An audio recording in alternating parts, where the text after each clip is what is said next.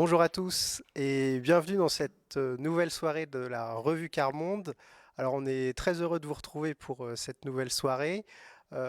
L'été est passé et on redémarre une nouvelle saison. Alors pour celles et ceux qui connaissent pas la revue Carmonde, on va expliquer un petit peu quelle est cette revue. Donc la revue Carmonde, ce sont 4 numéros. Donc c'est une revue qui a pour but d'établir et de nourrir un courant de pensée issu de la vie des plus pauvres. Donc c'est une revue qui aborde les questions de société telles que la vivent celles et ceux qui sont en situation de pauvreté. Donc n'hésitez pas à participer à cette soirée, à poser vos questions. On est sûr que vous avez plein de questions, comme à chaque soirée. Donc n'hésitez pas à participer en commentaire.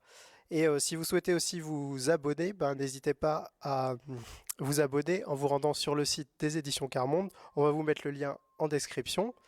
Alors, on va parler ce soir du numéro 259 de la revue. Donc, ce numéro 259, il porte sur l'intelligence artificielle. Alors, l'intelligence artificielle, un gros mot, une énigme, une menace, un peu tout à la fois, on ne sait pas trop. Donc ce soir, on va essayer d'y voir un petit peu plus clair et de préciser un petit peu les choses. Alors, quelle est la réalité derrière cette expression? Comment l'intelligence artificielle impacte déjà nos vies? Et quelles sont les menaces pour les plus pauvres? Donc on va essayer de répondre à toutes ces questions avec nos deux intervenants. Alors, avec nous en présentiel, nous avons Hubert Tardieu. Donc Hubert, vous êtes ancien dirigeant de l'entreprise Atos. Vous avez été aussi ex-directeur du projet européen Gaia X, qui est un projet de partage de données industrielles à l'échelle européenne. Vous êtes aussi auteur de plusieurs livres sur le numérique, dont un livre à paraître bientôt aux éditions Odile Jacob, Le numérique au service du bien commun. Donc vous avez écrit l'article introductif du dossier de ce nouveau numéro de la revue Carmonde, intitulé L'intelligence artificielle au service des plus pauvres. Donc on va voir un petit peu avec vous ce que vous avez à dire sur ce sujet. Alors à distance, cette fois-ci, nous avons Michel Lansard. Donc Michel Lansard, vous êtes responsable du département numérique d'ATD Carmonde. Donc ce département, il réfléchit à ce que la numérisation de nos sociétés n'ajoute pas de l'exclusion à l'exclusion. Vous avez été aussi 16 ans volontaire d'ATD Carmonde et vous avez eu une société de services informatiques pendant 28 ans. Donc maintenant, vous réunissez vos deux passions dans le département numérique d'ATD Carmonde. Vous allez nous en parler un petit peu plus tout à l'heure. Alors, vous avez coordonné, vous, un article qui rassemble les réflexions de membres d'ATD Carmonde de Brest et de Lyon. Donc, c'est deux ateliers qui ont eu lieu cette année. Et donc, vous allez nous raconter un petit peu le fruit de ces réflexions. Alors, l'intelligence artificielle, alors c'est une expression qui regroupe beaucoup de choses, avec des mots parfois un peu compliqués. Alors, on va essayer de savoir un peu de quoi parle-t-on exactement. Et là, je me tourne vers Hubert Tardieu. Alors, dites-nous, de quoi parle-t-on quand on parle d'intelligence artificielle? Merci et bonsoir à tous. Donc, de quoi parle-t-on quand on parle d'intelligence artificielle et Alors, plus, si vous pouvez rapprocher le micro plus Ouais, merci. généralement de numérique? Je voudrais vous donner pour commencer quelques chiffres qui vous feront prendre conscience de la Ah, je crois que présence. le micro... Ça marche pas? Ah, pardon. Attendez. Qui vous, ça va, c'est bon, qui vous font prendre conscience de la présence du numérique maintenant dans nos vies. Alors, un petit peu d'histoire pour commencer. Dans les années 70, on a vu apparaître les réseaux. On était habitué à utiliser le téléphone pour appeler sa famille, pour appeler des commerçants. Et progressivement, on a vu apparaître des réseaux qui ont permis de faire ce qu'on a appelé de la transmission de données. Et on est tellement habitué aujourd'hui à pouvoir envoyer des mails partout dans le monde qu'on a l'impression que ça a toujours existé. Mais ça a commencé dans les années 70. Dans les années 90, ce qui est apparu, c'est ce qu'on a appelé après le web, qui a été d'ailleurs inventé en Europe à Genève, qui a permis d'accéder à toutes ces données de façon simple, au départ avec des ordinateurs, les PC, et ensuite, évidemment, avec les smartphones. Quand on regarde la situation aujourd'hui, en 2019, disons où on a les chiffres, il y a dans le monde 3 milliards de smartphones, il y a 2 milliards de PC et il y a 1,7 milliard de sites Internet sur lesquels on peut se brancher. Évidemment, tous ces équipements permettent à 4 milliards d'internautes, c'est-à-dire 54% de la population mondiale, d'être véritablement dans le numérique.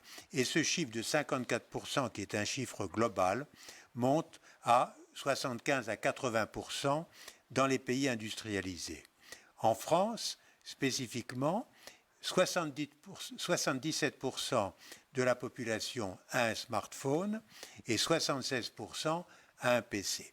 Bien sûr, on reparlera tout à l'heure avec Michel des autres, des 23% qui n'ont pas de PC ou de smartphone, et ça pose évidemment un problème majeur, mais aujourd'hui, c'est en quelque sorte la situation en termes de chiffres.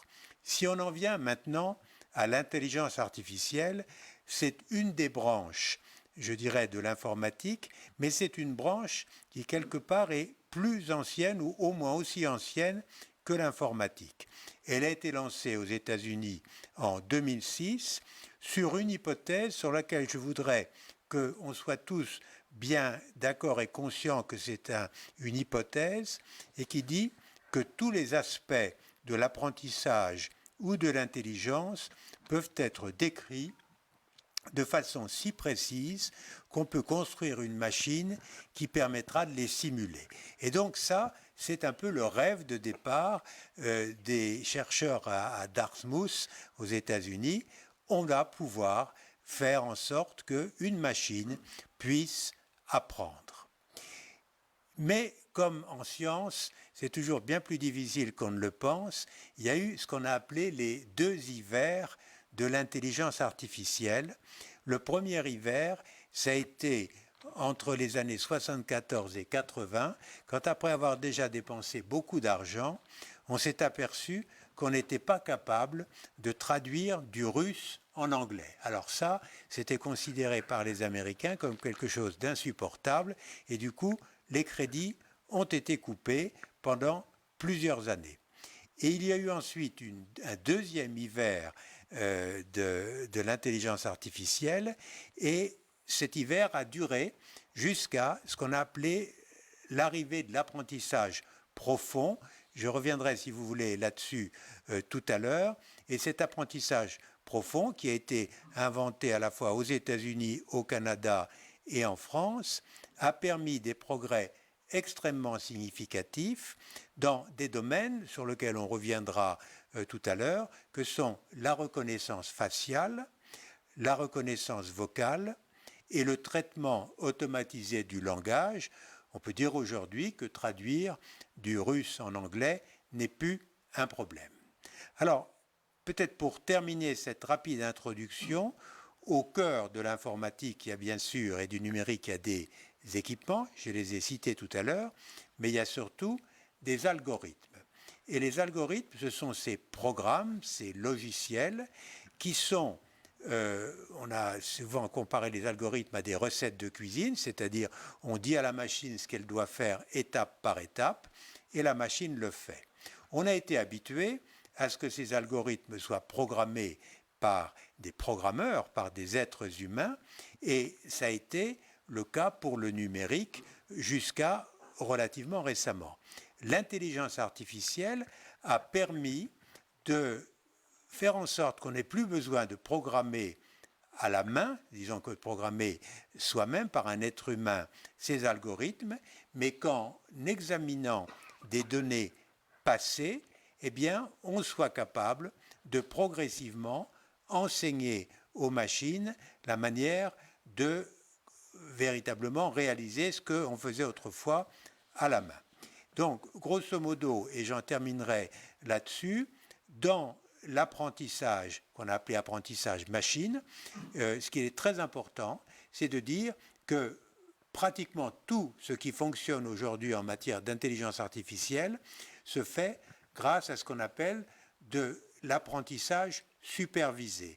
C'est-à-dire que la machine propose un résultat et ce résultat n'est validé que pour autant qu'un être humain confirme que ce résultat est bien le bon. Quelque chose qui n'est pas au fond très différent de l'apprentissage des enfants, où le maître leur dit, là, ce que tu as dit ou ce qui a été dit, c'est juste, ou là, c'est faux.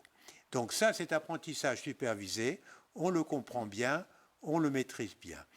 L'étape d'après, étape pour laquelle on n'est pas encore tout à fait sûr dans quand est-ce qu'elle va advenir véritablement, c'est un apprentissage non supervisé où on se contente, si vous voulez, de laisser la machine, souvent deux machines, se corriger mutuellement jusqu'à temps qu'on arrive à des résultats probants. Vous aviez tous probablement entendu parler du moment où la machine a battu un être humain dans les échecs, puis ensuite dans le Go. Eh bien, c'est par l'apprentissage par renforcement que ces résultats ont été obtenus. Voilà, en quelques mots, Geoffrey, ce qu'on peut en dire. D'accord. Donc je comprends que pour l'instant, derrière l'intelligence artificielle, il y a l'intelligence humaine, pour le moment. Une Il y grande a partie. de l'intelligence humaine, mais surtout, et c'est ça, je pense, sur lequel Michel va revenir, une utilisation des données enregistrées, passées, et rien ne peut se faire en intelligence artificielle si on ne dispose pas de données. Très bien, merci. Alors, Michel, je me tourne vers toi maintenant. Euh, alors, quelle représentation de l'intelligence artificielle ont les membres d'ATD Carmonde qui ont réfléchi à la question lors de deux ateliers qui étaient à Brest et à Lyon? Alors, en fait, la revue Carmonde, quel que soit le sujet, cherche toujours à ce qu'il y ait des militants et des militants de Carmonde qui puissent réfléchir et s'exprimer sur le sujet qui est travaillé. Donc, il n'y a pas d'exception sous prétexte qu'on parle d'intelligence artificielle. Et on sait, on vient de le dire, que c'est des mots qui font peur, donc ça fait peur à tout le monde. Mais en fait, j'ai demandé à des militants et des militants de Carmonde de Brest, parce qu'il existe depuis plusieurs années un atelier lire-écrire numérique, où ils se réunissent un vendredi sur deux pour réfléchir sur des sujets et puis écrire. Ils ont un blog, ils ont un compte Twitter où ils s'expriment là-dessus, et vous pouvez retrouver dessus d'ailleurs tout ce qu'ils ont dit. Et j'ai demandé au groupe de Lyon, parce que depuis un peu plus de 2 ans, il y a des ateliers de préformation numérique. Et donc, il y a une envie de réfléchir et de travailler à ce niveau-là. Et sur Lyon, on a organisé ce qu'on appelle un café-rencontre, où sont venus des militants Carmonde qui connaissent bien le mouvement, mais aussi des gens plus ou moins en galère, qui ne connaissaient pas encore vraiment le mouvement, mais qui sont venus parce qu'ils avaient envie de réfléchir là-dessus. Ce qui m'a frappé, en particulier avec le groupe de Brest, c'est que lorsque Monique, qui est co-animatrice de cet atelier, un vendredi leur a parlé du projet pour voir si ça les intéressait, avec l'idée, on en parlerait 15 jours après, et ça a embrayé tout de suite. Tout de suite, ils se sont mis à parler, à réfléchir, ils avaient plein de choses à dire. Et on peut résumer ces échanges Brest-Lyon avec ce que disait l'un ou l'une d'entre eux, je ne sais plus. On peut penser qu'on n'ait pas grand-chose à dire, car on n'est pas des spécialistes. Et pourtant, point de suspension. Et, voilà. Et alors, à partir de là, je dirais différents moments, j'utiliserai ce qui s'est dit dans ces deux rencontres. Mais un des premiers points, c'est qu'effectivement, on ne sait pas trop ce que c'est, quoi.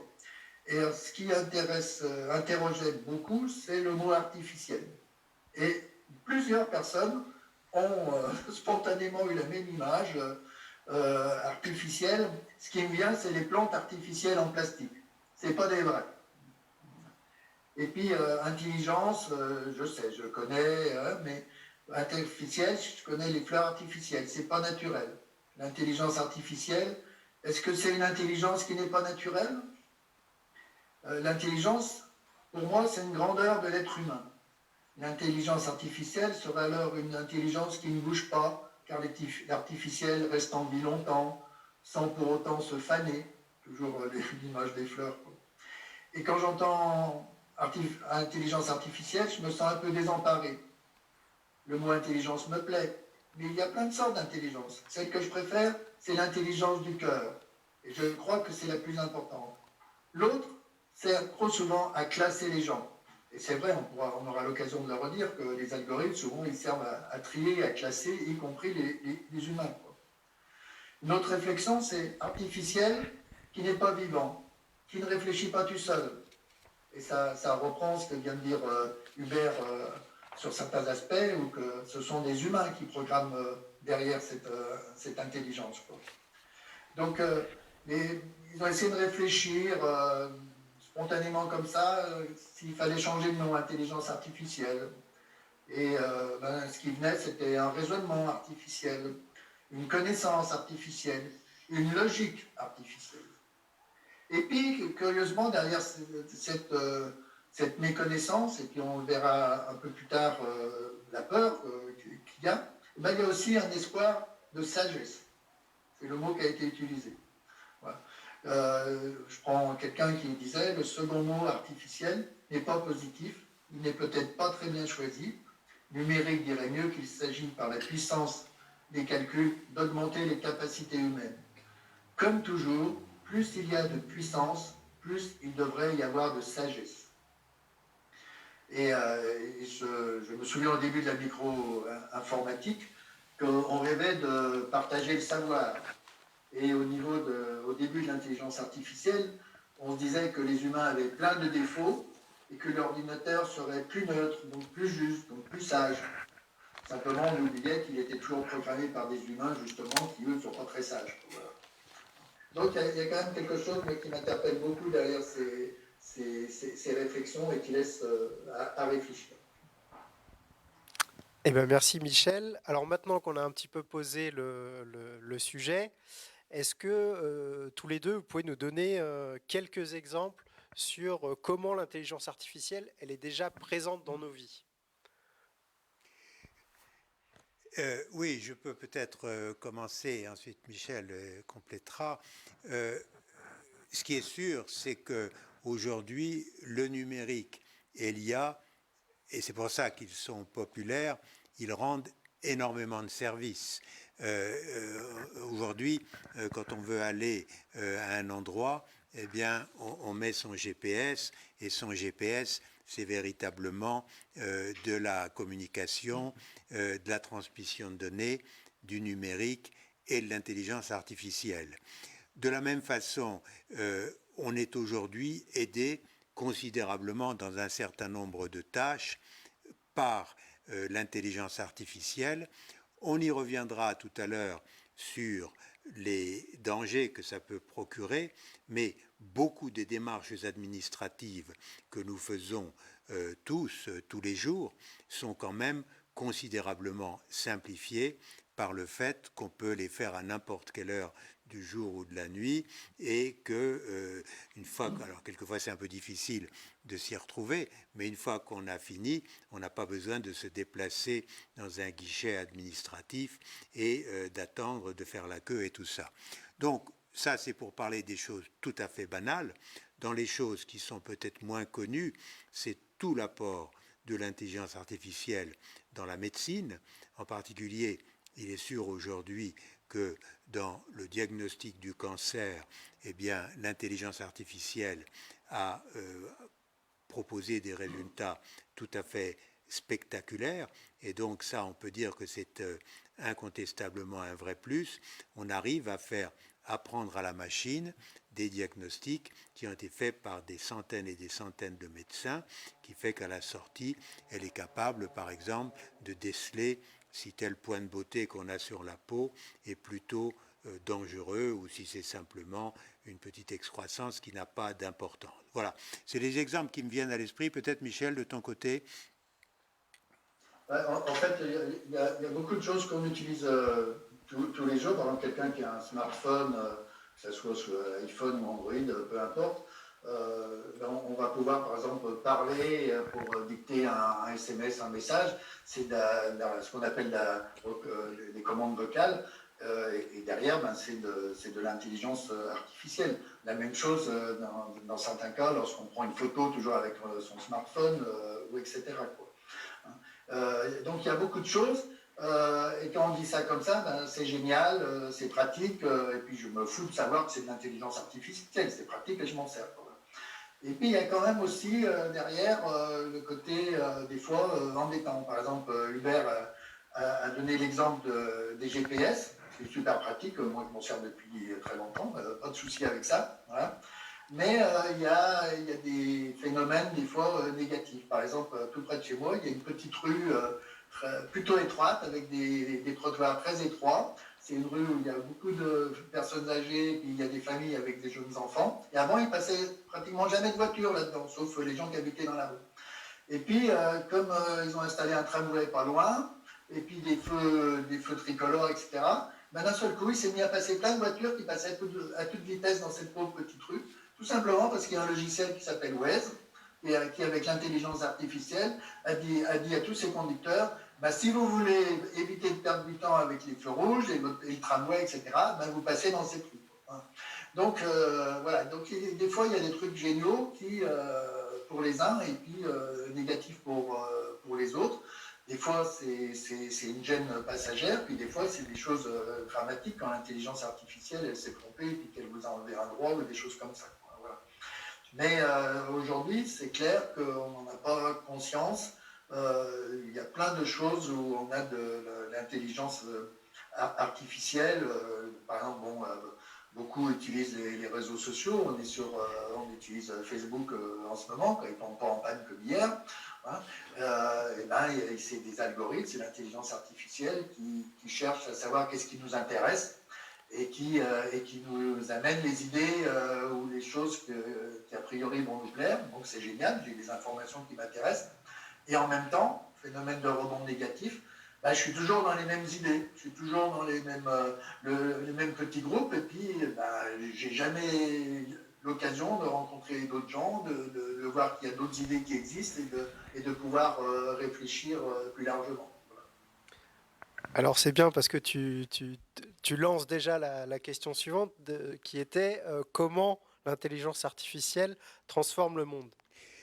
Alors, je vais peut-être reprendre là où on en était, c'est-à-dire que, comme vient de le dire Michel, le numérique et l'IA rendent d'immenses services tous les jours. Mais là où ils apparaissent comme gratuits, en réalité, il ne faut pas se tromper, et c'est ça vraiment sur lequel je voudrais insister, en même temps qu'ils rendent ces services, ils capturent des données, et comme on le disait tout à l'heure, ces données sont nécessaires pour alimenter les algorithmes, pour alimenter cet apprentissage machine. Alors Et quand on donc, dit données, juste pour préciser, alors, c'est quoi ces données? alors les données, si vous voulez, si l'on prend par exemple un des exemples les plus connus, c'est celui de l'utilisation d'Amazon pour acheter des livres, eh bien, si vous utilisez Amazon pour acheter des livres, au bout d'un moment, Amazon vous proposera d'autres livres qui, a priori, ont été appréciés par les gens qui ont acheté le livre que vous avez acheté.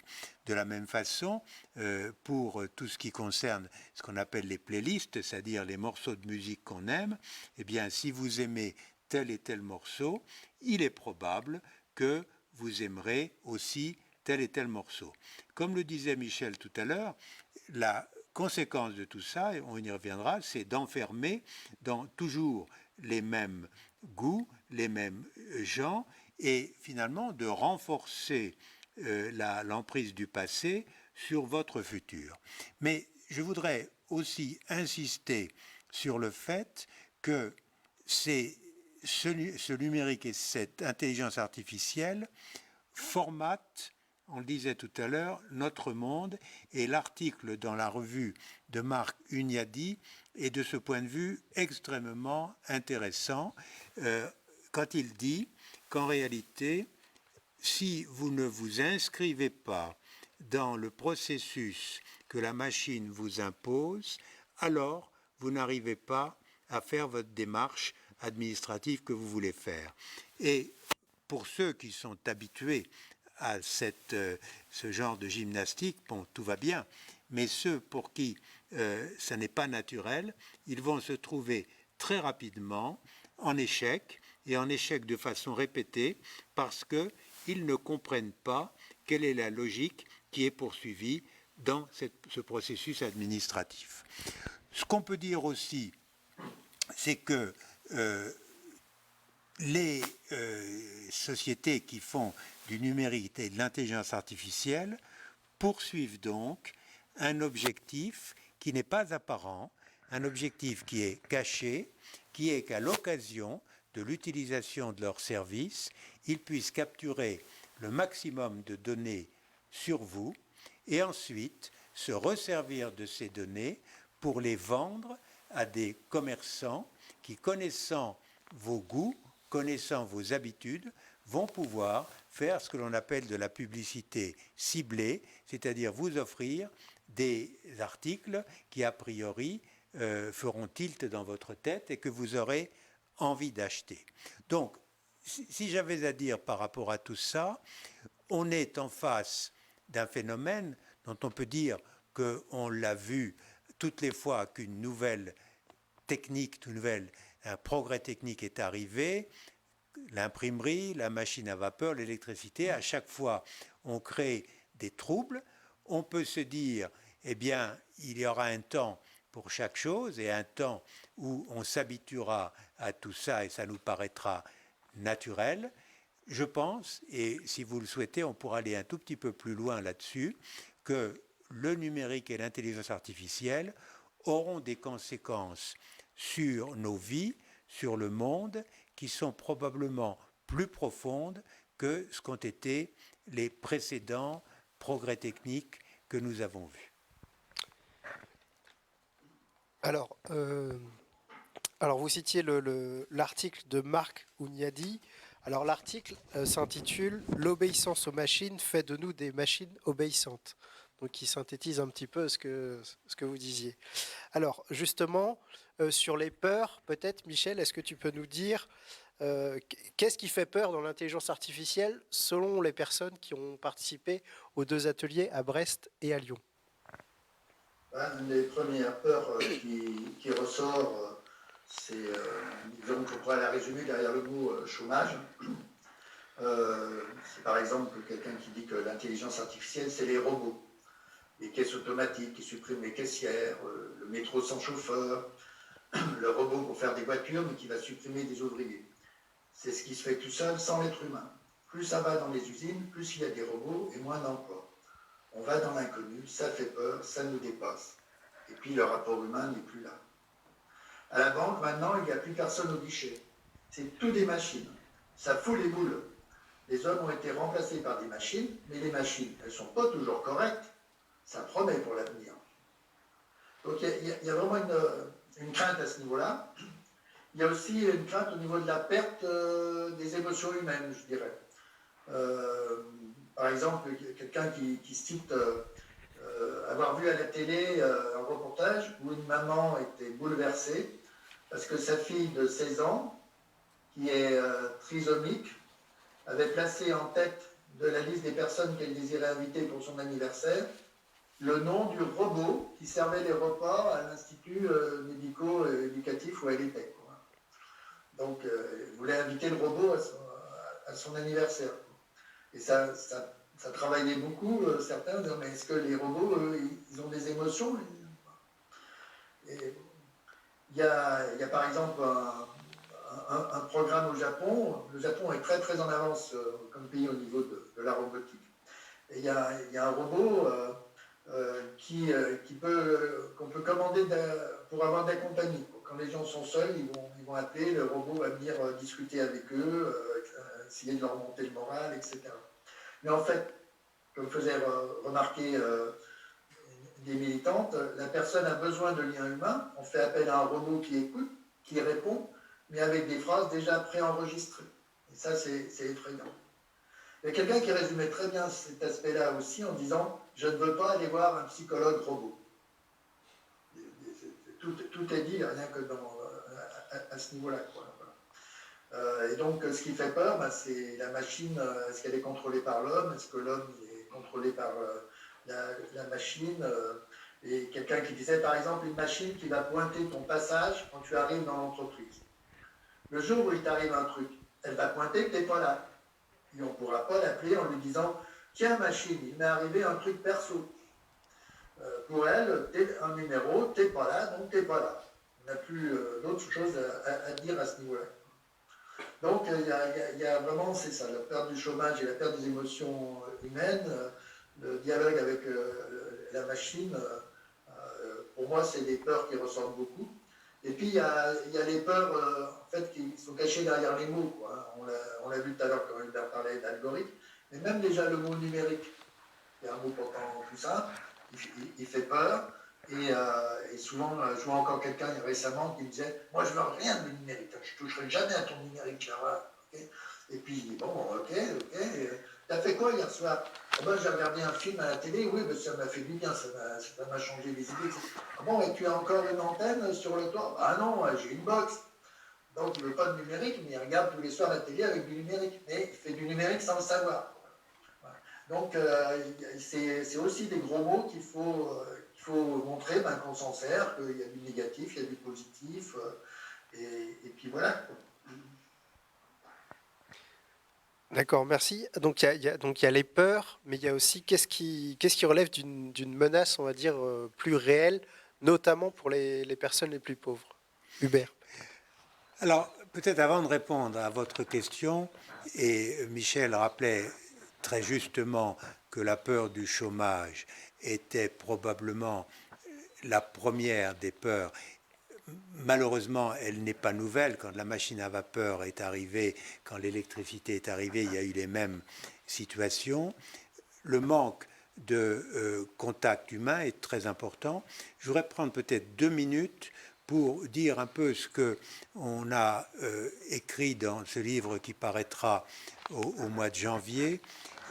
Ce qui change vraiment avec le numérique, c'est un rapport au monde qui évolue. Premier point, c'est le rapport au temps. Avec le numérique, et on le fait actuellement, on sacralise le moment présent, c'est-à-dire que tout est organisé autour du moment présent. C'est aussi une confusion complète entre l'espace réel et l'espace virtuel, et c'est aussi, dans le rapport à la mémoire, une transformation. Enfin, chacun d'entre nous, à un moment donné, ne peut pas résister à l'envie de, sur son smartphone, chercher quelle est la capitale de l'Ukraine, parce que ça lui fait trop mal de ne pas trouver, s'il ne peut pas se rappeler, si vous voulez. Donc ça, changement de rapport au temps, changement de rapport à l'espace, changement de rapport à la mémoire, avec un problème sur lequel à peu près personne ne comprend rien, c'est qu'est-ce qui va se passer pour les jeunes enfants qui ont eu une tablette depuis qu'ils ont 2 ou 3 ans. Comment est-ce que le temps, l'espace et la mémoire vont se forger dans leur tête? Ça, c'est vraiment un sujet d'une très très grande inquiétude et qui est complètement nouveau. Rapport aux autres aussi, c'est très important, ce que Michel disait tout à l'heure, c'est-à-dire les réseaux sociaux ont amené à constituer une certaine logique qui consiste à s'enfermer dans ce qu'on a appelé des chambres d'écho, c'est-à-dire à ne fréquenter que toujours les mêmes qui pensent comme vous, à se mettre en situation de ne jamais être à la rencontre de l'insolite, de gens qui ne pensent pas comme vous. Et le dernier sujet sur lequel je crois il faut vraiment insister, parce que ça va être de plus en plus mis en avant, c'est dans le rapport au corps, dans le rapport à la maladie, dans le rapport à la mort, cette idée que grâce au numérique, on peut passer de ce qu'on a appelé la chance d'avoir la santé au choix d'avoir une santé qu'on aura décidé soi-même. Et ça nous amène bien sûr dans ces discussions qui ont commencé autour du transhumanisme, c'est-à-dire qu'on réparerait le corps pour qu'on puisse vivre au-delà de 100 ans, 120 ans, 150 ans.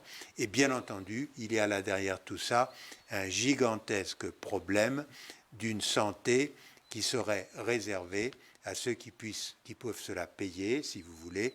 Et donc là, il y a quelque chose qui est extrêmement dangereux.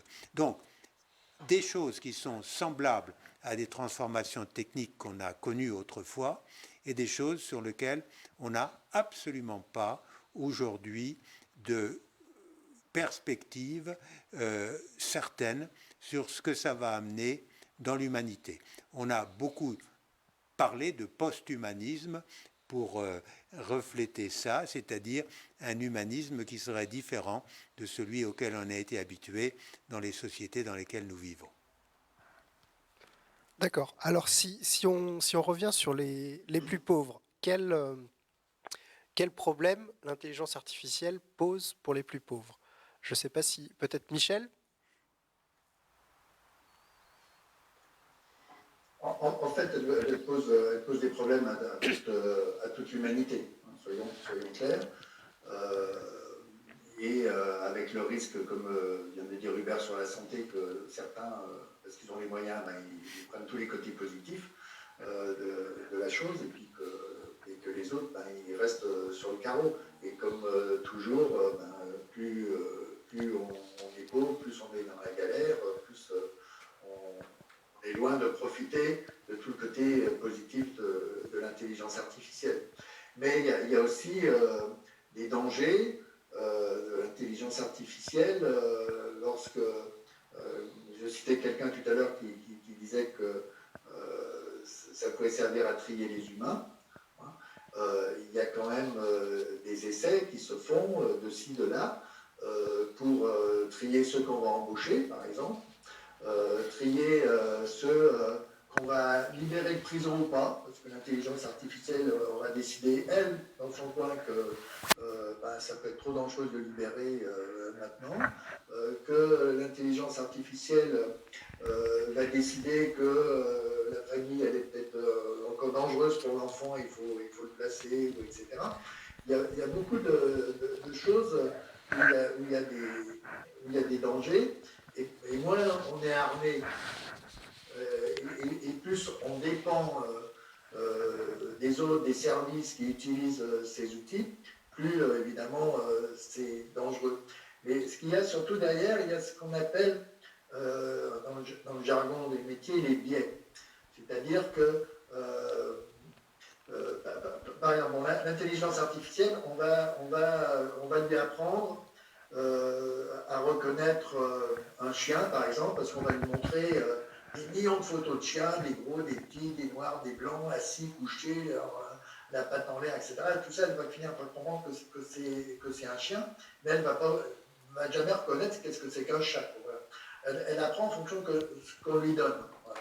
Si pour embaucher quelqu'un, je lui montre toutes les photos des employés qu'il y a déjà dans l'entreprise, et que ce ne sont que des hommes blancs, hein, évidemment que l'intelligence artificielle, quand elle verra une femme, qu'elle soit blanche ou noire ou jaune, etc., elle dira non, c'est pas un bon profil pour l'embaucher. Donc, parce qu'elle a classé que c'était que les hommes qui étaient bien. Quoi. Donc, c'est ce qu'on lui montre qui risque de fausser. Et les plus pauvres étant dans nos différentes sociétés exclus, rejetés, ignorés, etc., et si on n'en tient pas compte quand on travaille sur une intelligence artificielle, en fait, on va rajouter de l'exclusion à l'exclusion. Et ça, c'est un des gros dangers à ce niveau-là. On peut peut-être, si vous voulez, résumer ce que Michel vient de dire. Toutes les fois que l'intelligence artificielle est utilisée à des fins contraires à nos valeurs, il faut la dénoncer. Alors on peut prendre plusieurs exemples. Il y a dans la revue un article tout à fait remarquable de Philippe Ashton, qui était le rapporteur à l'ONU de la grande pauvreté. Il a montré que le principal usage de l'intelligence artificielle aujourd'hui était pour déceler les fraudes, en particulier toutes les fois où il y avait des demandes d'assistance qui ne seraient pas justifiées par une situation réelle. Bon, c'est sûr que c'est une hypothèse que la fraude peut être détectée, mais de se servir de l'intelligence artificielle que pour ça, c'est tout à fait inacceptable. Sans parler, si vous voulez, de ce qu'on appelle le système du crédit social en Chine, où ceux qui critiquent le gouvernement n'ont plus le droit de prendre le train, si vous voulez. Donc on voit bien que tout ça est entièrement contraire à nos valeurs, sans parler bien sûr des fake news qui sont utilisées, et nous allons rentrer en période électorale, et on sait très bien qu'elles peuvent considérablement influencer les élections. Et ceci nous ramène à cette question absolument fondamentale. Si on dit il ne faut pas utiliser l'intelligence artificielle à des fins contraires à nos valeurs, ça nous ramène à la question quelles sont nos valeurs? Et c'est là où véritablement il faut absolument que le numérique nous amène à se reposer un certain nombre de questions. Et je voudrais citer le point de vue qui a été défendu par Marc Hunyadi dans son livre sur le post-humanisme. Une des grandes difficultés du moment, c'est ce qu'il appelle l'idée d'une petite éthique qui ne fait que renforcer l'individualisme. C'est aussi cité dans l'article de Claude Kirchner, où au fond, tout ce qui n'empiète pas sur la liberté d'autres individus est suffisant. Et il n'y a plus aucune notion de bien commun, de vision collective. Alors on a bien entendu vu ça à l'occasion du vaccin, où si moi j'ai pas envie de me faire vacciner, la conséquence que ça aura sur les autres et sur la diffusion de la maladie ne me concerne pas. Et donc ça nous amène à nous reposer fondamentalement quel est l'objectif que nous visons, quel est le bien commun que nous visons. Et très clairement par rapport à votre question, le fait de diminuer les inégalités, le fait d'être au service des plus pauvres, fait partie du bien commun, mais ne se retrouvera jamais dans cette idée de petite éthique où on se contente de se protéger des libertés individuelles, si vous voulez. Voilà en quelques mots la façon dont on a essayé de l'expliquer dans ce livre que nous publierons à la fin de l'année. J'aimerais rappeler ce que disait un militant Carmont, je ne sais plus quel pays, peu importe, qui disait si une action n'est pas pensée avec nous, elle sera contre nous. Et là, c'est pareil, si tous ces outils basés sur l'intelligence artificielle ne sont pas pensés avec les plus pauvres dans les différents pays, eh ben, ils subiront les dégâts. Quoi. C'est bien pour ça d'ailleurs que le mouvement est là, pour essayer de se battre, et qu'on a créé entre autres le département numérique, mais ce n'est qu'un outil parmi d'autres. Alors justement, on a une question des internautes, donc une personne qui nous demande, y a-t-il des lieux, des gens, des instances qui réfléchissent sur les dangers évoqués de l'intelligence artificielle, les dérives pour les plus pauvres et proposent un certain contrôle? Alors, ce qu'on peut dire, c'est qu'il y a en France, je suis très content qu'il ait accepté de faire un article, ce qu'on appelle le comité d'éthique, qui au départ était principalement tourné vers la biologie et qui a aujourd'hui, à titre pilote, malheureusement, mais j'espère que ça va être officialisé, s'occupe de définir ce que doit être l'éthique dans le numérique et dans l'intelligence artificielle. Ça, c'est spécifique à la France et l'article de Claude explique très bien ce qu'ils ont fait, en particulier au moment de la pandémie. Au niveau européen, il y a eu toute une réflexion sur l'intelligence artificielle, mais, si vous voulez, qui s'est contenté de classer les différents systèmes d'intelligence artificielle par rapport aux dangers qu'ils représentaient et d'obliger ceux qui représentaient les plus grands dangers, comme le système de crédit social tel que je l'évoquais en Chine, à demander une autorisation qui, bien sûr, ne leur sera pas accordée. Mais je voudrais vraiment insister sur le fait qu'on revient sur cette question. On ne veut pas faire comme les Américains, on ne veut pas faire comme les Chinois. Encore faudrait-il qu'on sache définir quelles sont ces valeurs européennes que nous voulons refléter dans notre usage de l'intelligence artificielle. Merci. Alors on prend une autre question des internautes. Alors là, ça concerne surtout les données. Donc depuis quand des données sont dans le big data? Alors il faudra peut-être expliquer ce que c'est que le big data. Voilà. Le big data, c'est une manière, à mon avis, pas très fine de dire que les données sont d'autant plus importantes qu'elles sont big, c'est-à-dire qu'on en a beaucoup. Donc ça, c'est probablement vrai. Moi, je préfère utiliser le mot analytique, c'est-à-dire les données qu'on est capable d'analyser pour en tirer un certain nombre de résultats. On peut dire qu'il y a eu deux temps. Il y a eu le temps avant que le règlement général pour la protection des données ne soit officialisé en Europe, ce qui a... Alors, est-ce qu'on peut rappeler ce que c'est que Alors, qu'est-ce que c'est? Vous le connaissez tous parce que à chaque fois que vous voulez faire quelque chose de pressé, on vous demande si vous êtes d'accord de partager vos données. Et comme vous êtes pressé, vous appuyez sur oui de façon à peu près systématique. Ça date grosso modo de 2018, c'est spécifique à l'Europe et le mot-clé du règlement général de la protection des données, c'est le consentement.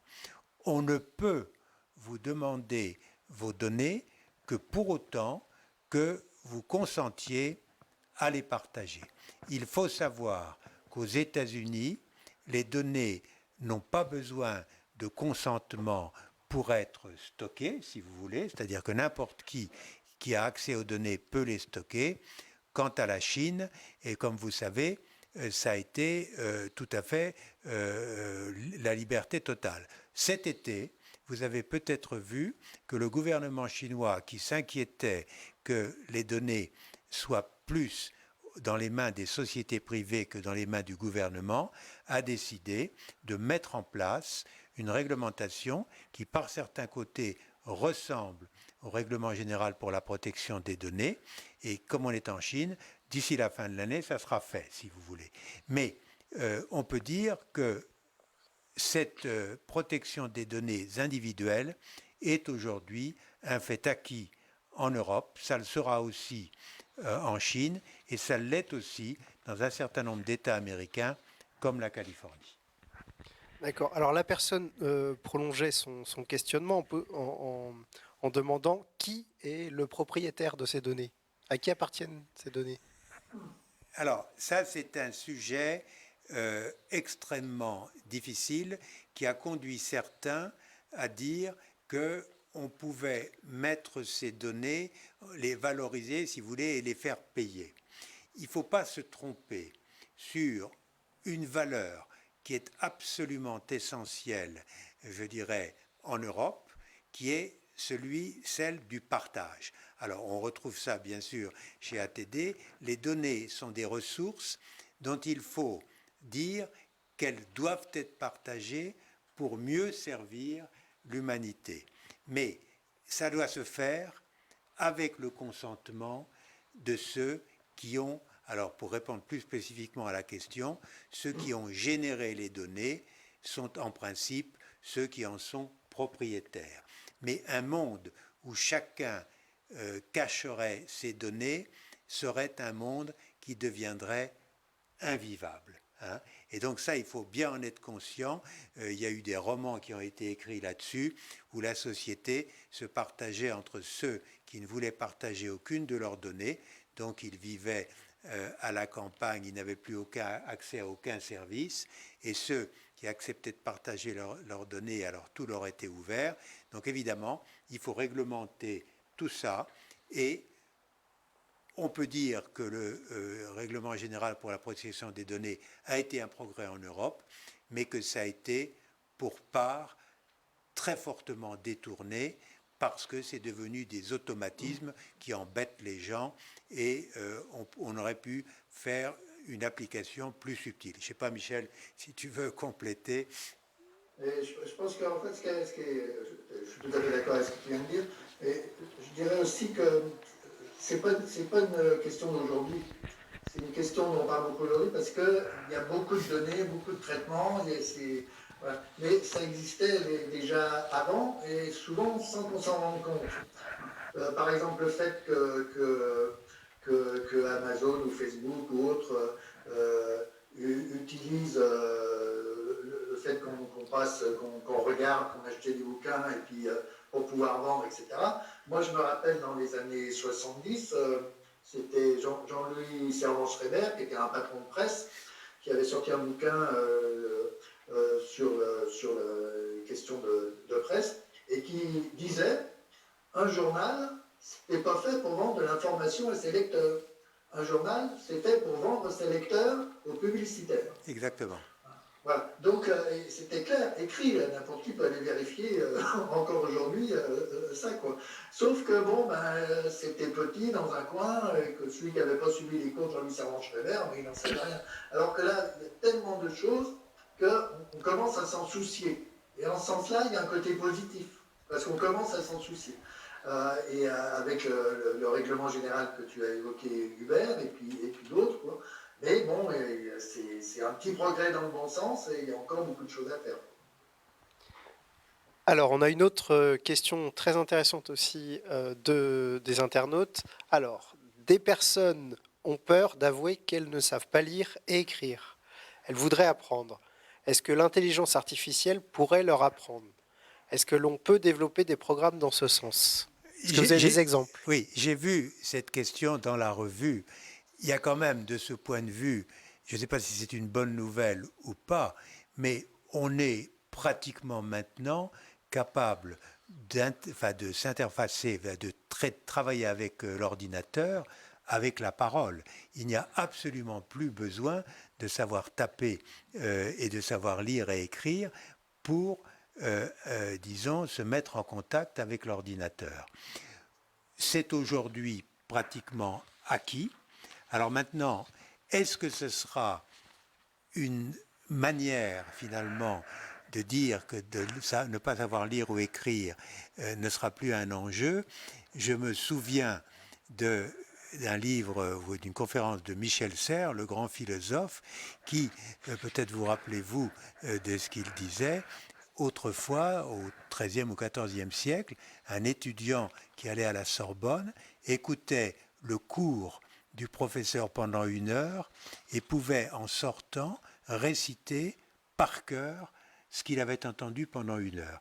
Et la question que se posait Michel Serres, à quoi servent maintenant les neurones qui étaient autrefois utilisés à mémoriser les leçons que le maître lui montrait. Donc, moi, je voudrais dire que je ne sais pas si c'est une réponse, mais ça pourrait en être une, que pour tout un tas de démarches, le fait de ne pas savoir lire et écrire soit moins un problème.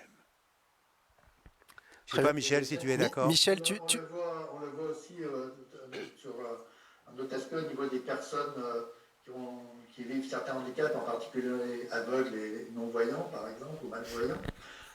Il y a de plus en plus de logiciels pour pouvoir dire, se faire lire les textes par l'ordinateur, répondre, donner des commandes, etc.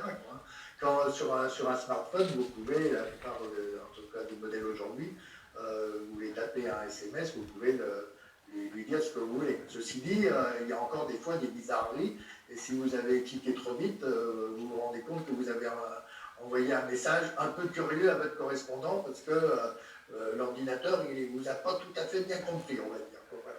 Donc il y a des gros progrès, mais ce n'est pas encore complètement à ce niveau-là encore, mais ça va dans le bon sens. Je suis convaincu qu'un jour, oui, on discutera avec l'ordinateur et puis voilà, il n'y aura plus besoin de clavier, etc. Est-ce que ça répond à la question de quelqu'un qui a du mal à lire et écrire? Oui, peut-être là-dessus. Maintenant, il y a d'autres domaines dans la vie où on a besoin de lire et écrire, indépendamment de l'ordinateur. Voilà. Et donc, et puis l'histoire, j'aime bien l'exemple que tu as donné, Hubert, sur la mémoire. Quand l'imprimerie a été inventée par Gutenberg dans les, je sais plus, 1450, là, par là. Une des craintes qu'il y avait avec l'arrivée de l'imprimerie, c'est qu'on allait perdre nos capacités de mémoire. C'était des grosses craintes. Voilà. Et puis en même temps, il y a des choses, toujours on a des peurs ou des espoirs, et puis ce qui se passe après, c'est pas forcément ça. Par exemple, quand l'imprimé est arrivé, l'Église catholique, il voyait un côté positif. Elle allait pouvoir imprimer plein d'indulgences. C'est des papiers qu'elle vendait pour avoir des places au paradis, donc elle allait gagner plein de sous.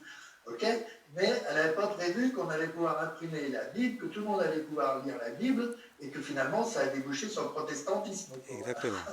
Donc où est-ce qu'on va aller avec tout ça? Moi, il n'y a pas marqué de vin sur le front. Là. Alors, je voulais citer aussi un des articles de la revue. C'est l'article de Monique et Marc Couillard, qui Oui. sont en Belgique. Et donc, leur article s'intitule Intelligence artificielle au pluriel et grande pauvreté. Et, euh, et donc, du coup, il parle d'une. Alors, il y a une citation d'une personne qui a participé à une université populaire qui dit grâce à Internet, j'apprends à écrire, je recopie des messages que je reçois et que j'aime bien. Et après, ils expliquent aussi que en fait, la communication, notamment via le numérique, passe par plein de choses, des images, des photos, et que ben, ça permet aussi une certaine forme d'expression. Alors, est-ce que c'était ressorti peut-être, Michel, dans les Attends, je ateliers? ne vous vois plus parce qu'il y a un papier devant la caméra. Là. Oh, pardon. Pardon. Mais en tout cas, l'article, moi, je vous invite vraiment à le lire parce qu'il est plus large que l'intelligence artificielle. Il montre vraiment tout ce qu'on met derrière fracture numérique, électronisme, quels que soient les mots, toutes les difficultés que les nôtres ont par rapport au numérique et sur lequel on doit se battre, entre autres avec le département numérique qu'on m'a demandé d'animer. Voilà. Il y a vraiment un combat qui doit se faire. Il y avait une question tout à l'heure qui était, je ne sais plus exactement comment elle a été formulée, mais est-ce qu'il y a des endroits où on réfléchit à tout ça et auquel Hubert avait déjà répondu, mais oui, c'est un des. On essaye de se battre. Vraiment, on a été auditionné au Sénat, auditionné au Défenseur des droits, auditionné au Conseil de l'Europe. Je suis en train de préparer une audition au Conseil national consultatif des droits de l'homme, etc. On essaye partout où on peut d'aller dire oui, ben, ok, voilà ce qui se passe concrètement, voilà ce qu'il faut faire. Et c'est là où on a besoin. Alors là, pour le coup, j'en profite, tu m'excuseras, mais lancez un appel. Écrivez-nous, donnez-nous tous les exemples, toutes les situations dans lesquelles vous galérez parce que ça ne va pas, hein, parce qu'on a besoin de ça pour pouvoir se battre, et puis parce qu'on est convaincu qu'il y a des choses qu'on peut changer. Voilà, on est là pour ça. Alors, on va mettre l'adresse, peut-être l'adresse mail du département numérique en commentaire. Comme ça, s'il y a des personnes Voilà, intéressées. département.numérique@atd-carmonde.org, pas d'accent sur département et numérique, comme d'hab. Voilà. D'accord. Mais Alors, tu mets mon truc, ça ouais, va très bien.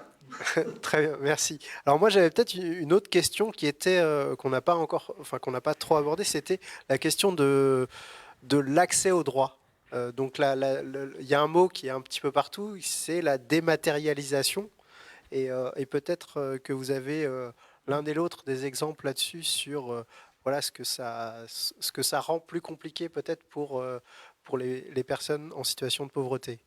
C'est quelque chose qui en Michel. France en particulier, mais pas uniquement la France, a été initié déjà depuis pas mal d'années, bien avant le gouvernement et le président actuel, hein, voilà, et qui se continue, puisqu'il y a au moins 250 démarches qui doivent être dématérialisées d'ici 2022, voilà, donc c'est à notre porte. Voilà, hein.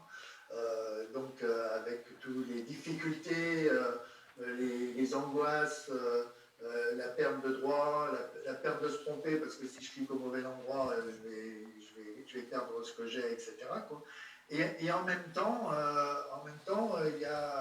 il y a une réaction depuis plusieurs années où l'État français s'est rendu compte quand même de la situation et met en place des outils. Alors, souvent, il faut du temps, etc. Hein, mais par exemple, les maisons France Service, voilà, où on a vraiment intérêt à regarder chacun dans sa zone, même rurale, qu'est-ce qui existe, où c'est une espèce de retour, et dans certains points, c'est même une arrivée des services publics. Voilà, c'est quelque chose de nouveau, voilà, où les maisons France Service, vous avez 9 institutions, Pôle emploi, la CAF, la Poste, etc., qui doivent être là, plus souvent au niveau local, ils ajoutent des choses. Et puis, il y a des outils pour se former au niveau numérique gratuitement, il y a des outils pour se faire aider, par exemple 4000 conseillers numériques qui sont en train de se mettre en place. On est en train de tester, découvrir ça grâce à une conseillère numérique à TD qu'on a mis en place sur Lyon. Donc il y a des choses. Je ne suis pas en train de dire c'est merveilleux, ok. Non, il y a des dangers, il y a un combat à mener, etc. Mais on commence à être entendu, il commence à se passer des choses et il faut aussi le prendre en compte pour pouvoir aller voir sur place et puis se dire, bah oui, ça c'est bien, puis ça, bah non, il faudrait faire autrement.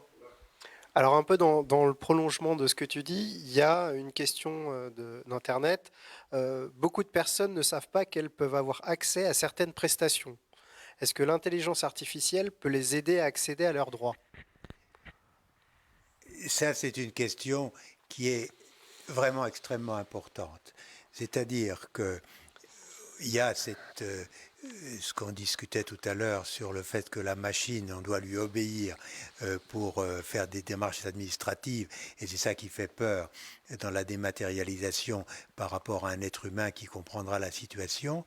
Maintenant, la question qui est posée, est-ce qu'il est acceptable d'utiliser le numérique pour avoir une meilleure compréhension des données personnelles, par exemple des gens dans la très grande pauvreté, et d'aller de façon proactive vers eux pour leur dire vous avez droit à telle ou telle aide.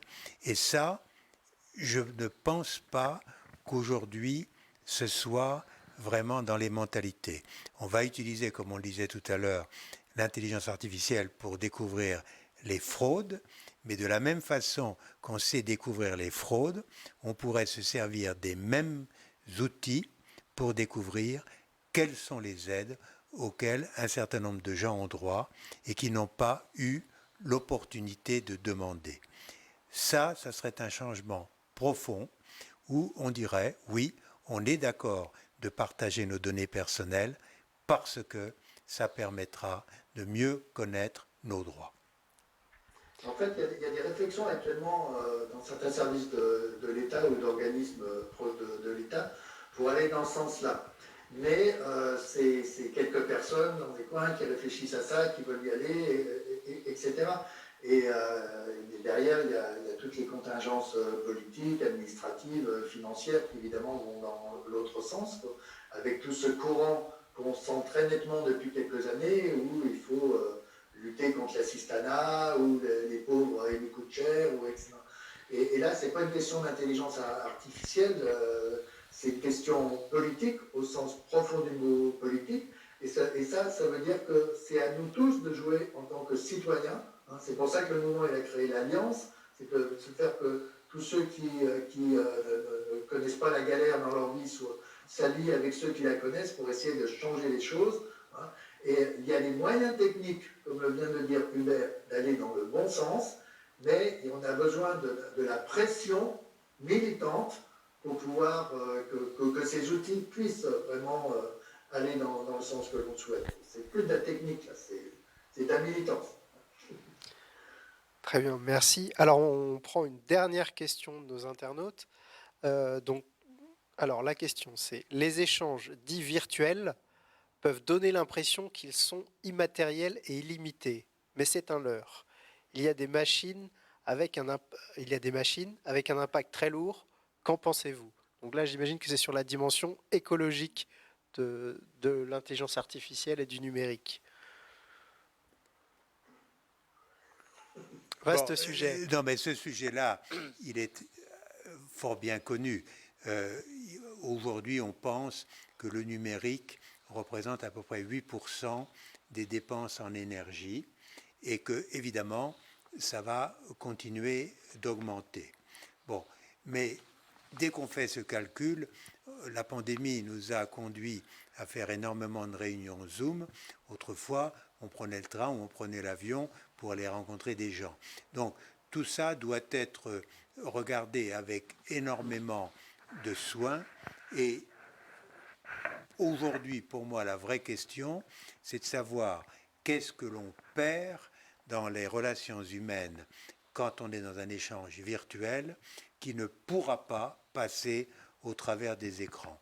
Il vient d'y avoir une étude très intéressante faite par Microsoft, qui pourtant a intérêt à vendre ces outils, qui démontre que la capacité des gens de communiquer, de se parler, d'inventer des choses ensemble a nettement diminué depuis qu'il y a les visioconférences. Et quand on sait que c'est Microsoft qui l'écrit, ce n'est pas dans leur intérêt que de le dire. Donc il y a un nouvel équilibre à trouver entre les rencontres en réel et les rencontres virtuelles.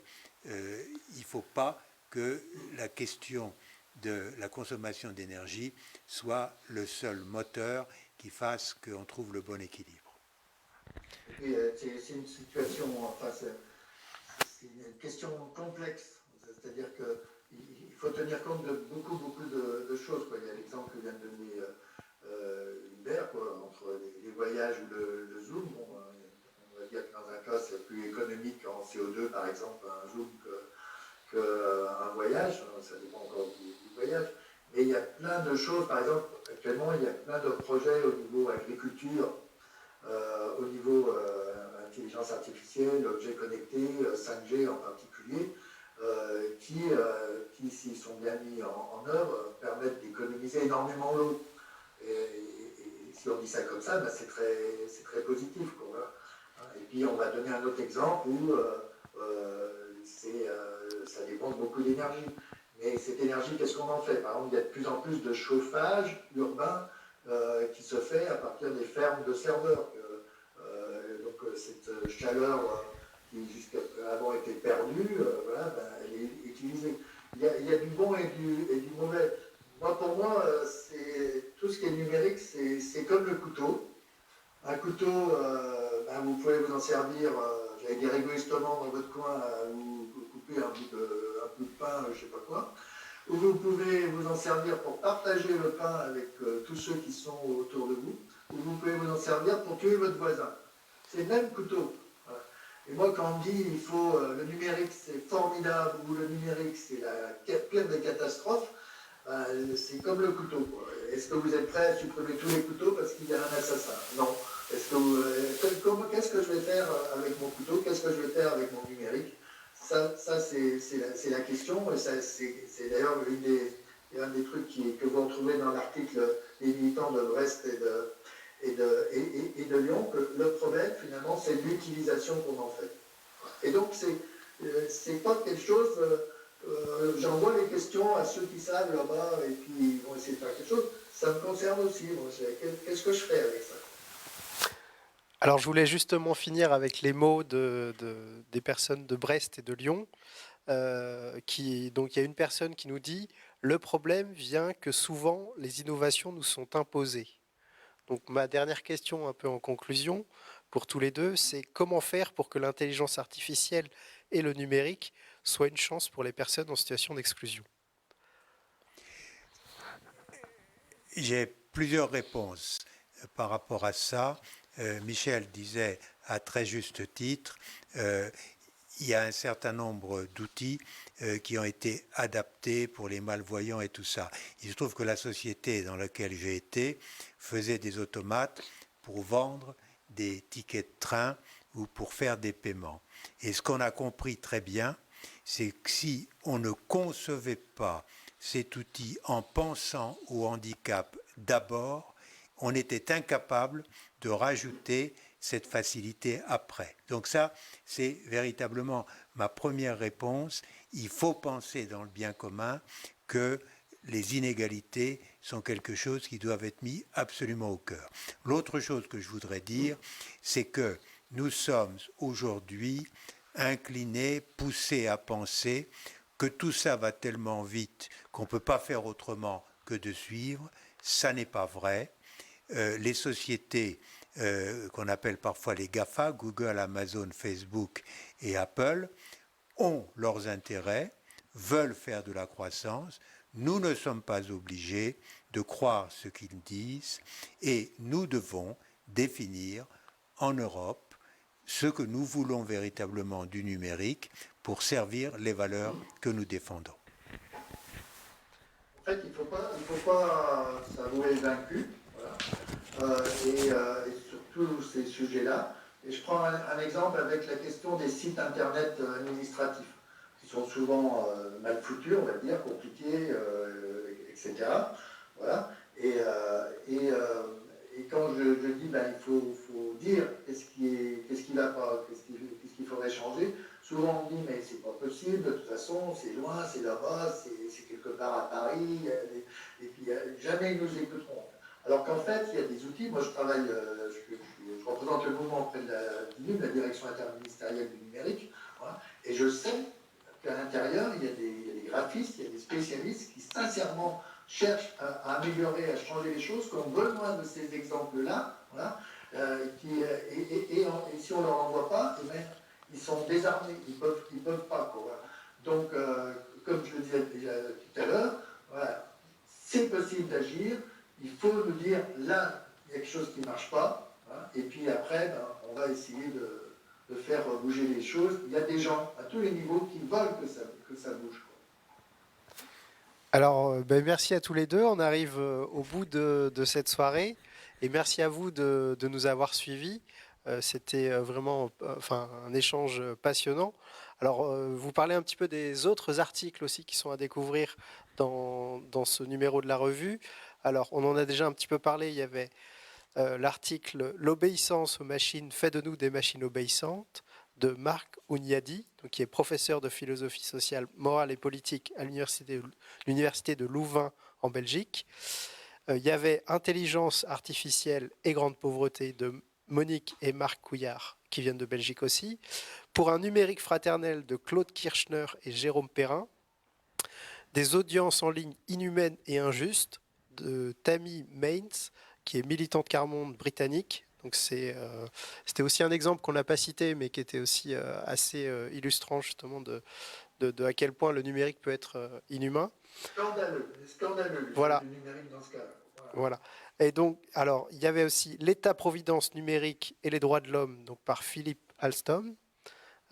Et enfin, il y avait Solidarité digitale par Roberto Rossini. Donc tout ça, c'est à découvrir dans le numéro 259 de la revue Quart-Monde.